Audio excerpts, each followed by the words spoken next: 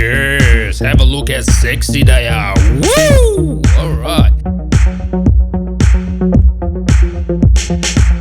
I have a deal for you guys. If you're stuck with Windows Home and you want to get Windows Pro, or you just want cheap office keys, gaming keys, or gift card vouchers, head on down to 09, look in the description for the links and a discount code to get even more of a discount. Righto, tell you how there, champs. So as you can see there is a bit of a size difference there. Good thing about the MateBook X or MateBook 10 or whatever it is called, MateBook 10X, whatever, Pro, well, it does have that tall 3x2 display, just like the MacBook Pro has that 16x10 display. So you get the extra vertical height. Both these screens look cracking. And it's always been the dream, right? The dream of having, a laptop the size of a MacBook Pro that can perform like a 15-inch laptop. Now, we're not quite there, but this is the closest thing when it comes to a laptop. I mean, the Surface Book 2 could probably be considered the same sort of thing, but it's not quite as thin and as light as like a MacBook Pro or a MateBook X, which they're virtually the same size and weight. So it's always been the dream for me to have, the portability of a 13, but, I'm able to actually video edit on that sort of device, because 13-inch laptops are useless to me as a content creator. And I don't even care if you're using Final Cut. I've had MacBook Pros and I've used Final Cut and 13-inch laptops without graphics cards. Yeah, the experience isn't great. You need a graphics card if you want to video edit. I mean, you can get it done, especially 1080p. 1080p doesn't really matter, but once you get into 4K, you need a graphics card. So we'll see how this MateBook X compares to, say, some of the 15 inches. Can it get the job done? We'll see how it performs in Premiere Pro, in the timeline, very important for me. And, even in Lightroom, we'll have a look how it performs in there. So let's see if this MateBook X Pro is actually any good for content creation. So let's get straight into video editing, rendering times before we get into the timeline and see how it performs. So as you can see there, yeah, all right, fair difference there, okay, compared to the big 15-inch laptops, 29 minutes versus, 8 minutes on, most 15-inch laptops, these sort of day, or really 9 minutes. So it's a big difference there. Now, it's actually about 3 or 4 minutes slower than the Surface Book 2, but compared to a 13-inch laptop, it is much better, like night and day difference, because the 13-inch laptop, I can tell you now, takes 50 minutes to render this project, 50. So you're saving about 20 minutes, and it's about 20 minutes slower than the big 15-inch laptop. So it's like exactly right, perfectly in between, but you get that portability, right? So you got to decide, is it worth it to you? So let's have a look at SpecView Perf, which is like a 3D application, or 3D benchmark, which does loads of different like 3D applications, and you'll see it will get the job done. I actually know someone that uses a Surface Pro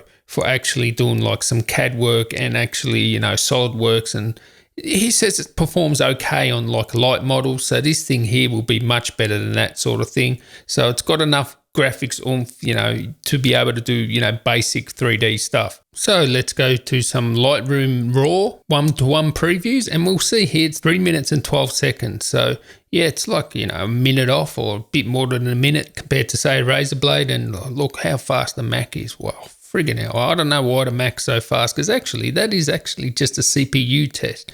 I thought it had something to do with Vega, but apparently not. So considering it's missing 2 cores, that's what I'd expect compared to the 15-inch laptops that have 6 cores. That looks about right there. Okay, let's look at Lightroom 75 NEF export. So this is exporting, not doing previews. And you can see 2 minutes 50. So about a minute slower than, say, the 6 cores. So yeah, missing 2 cores again. And that equals like a minute less. And that sort of works out right. 3 minutes versus 2 versus 1. If we go to the Fusion System Photoshop score, you can see here gets 537.2. That's going to be much better than any 13-inch laptop without a graphics card, because the graphics score will be high. But yeah, can it compare to the 15 inches? No.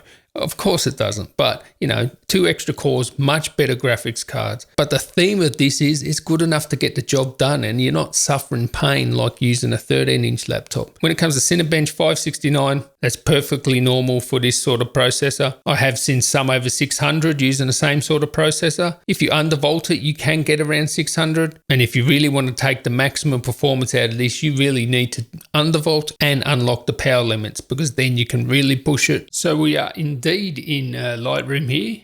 Let's have a look. Let's punch in, punch out. Sorry, I need to double click that. Punch in, punch out, punch in, punch out. Okay, that seems okay. Let's do the clarity. and see how that is. That's pretty instant. That's pretty good.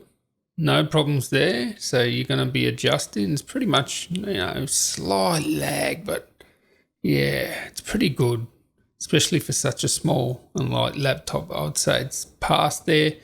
And let's have a look at the brush. And what are we going to do? We're going to underexpose that screen a little bit. And yeah, the brush seems pretty instant. Oh, that's a bit too much underexposure there, but yeah, it seems pretty instant. Yeah, it performs very well in here, I have to say. Very well. So there you go, and Lightroom performs pretty good. Now this is 4K content here. The pink here, or the purple, whatever you want to call it, is an adjustment layer, and I will show you the difference there. See, that's the color correction I've applied to it. It's a flat log video, and just applied a color correction there. Now let's see if it'll play through this at half. No way on full. Okay, we dropped a couple of frames there. Okay, let's see. Do that again.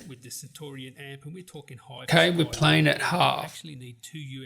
Now, the MacBook Pro 15-inch before the Vega come out, this is exactly how it would perform. It would perform like this. It'll play it at half, and it was okay at half, but as soon as you went to full, you would be dropping frames. So, in some sense, this performs very similar to the 560 MacBook Pro in Premiere. Of course. Okay, yep, it's playing that, no problems. Okay, so it's going to play it at half, which is a win for me. That's as good as some laptops were a few years ago. There, it's not playing at half. So it is touch and go whether it can play it at half, but this is 4K content, and 1080p, it'll do it no problems. I can hear the fans kicking in now. There we go. Plays it at full there. The fans are kicking in. It is working hard to play it at full, and it will drop frames. And of course, if you want the butter smooth performance, just drop it down to quarter. And I'll show you something here as well. Watch how much smoother this is without the color correction. So if I dump that color correction, all right, and I'll play it, look how much smoother that is. Look at it. It's like butter now. It's the color correction that's killing it. So if you do the color correction last, which you should do, you're going to have no problems editing at 4K at half. Look, one drop frames now at half because it doesn't have the color correction. So this is what you do. You do the color correction. You do the edit first. Don't do the color correction. Add the color correction at the end. Then you don't have to worry about how it plays back because you've already got the edit. Or the color adjustment is, and as you can see, 2 gigabytes of video memory, it still will slow down eventually. But if you play it at quarter, this is where it's going to shine. 4K content, look at that. Nice and smooth. Let's play it. Okay, at quarter. Hopefully over time those cables get less. That's where it's going to be the best, at quarter. And quarter still looks good if we have a look here. I just, how do I do that? And that speaker output jack, you have a HDMI to 3.5. Do full screen. Speaker splitter cable included. You can see it's dropping frames now. Audio that way if you want. Yeah, what happened there? All right, so I'll go back. I'll put it full screen and then I'll play it. Okay, so that looks real time to me. And they become more malleable, and then you'll be able to, So obviously the best content for this is full HD, but it can edit 4K content if you want to do it. The render times aren't that great compared to a 15-inch, but it will get it done. This will get it done. On the road, it will get it done.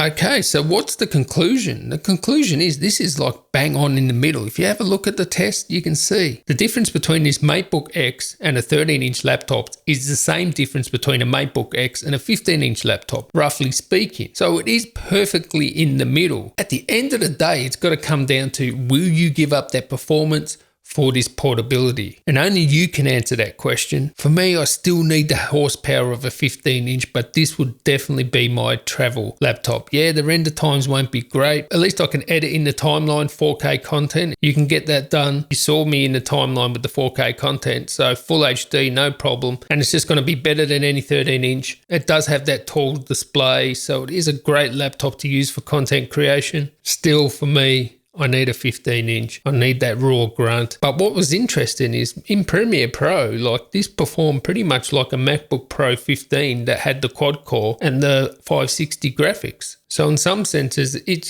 performs very similar to that MacBook Pro, which wasn't the best performing laptop in Premiere Pro, to be honest. People were still using those laptops for Premiere Pro, and imagine you could tell them, hey, you can use this laptop that's much lighter and it's going to perform the same as your quad-core 560 MacBook Pro in Premiere Pro. Why wouldn't you do it, right? But yeah, compared to the new 6-core, with the new Vega graphics, the new, GTX 1050s and 1060s and 1070s. Yeah, okay. So anyway, let me know what you think about this. What would you do? What would you rather, I'd really like to know which way you would go. I'd like to thank you guys for watching. And until next time, guys, tally ho.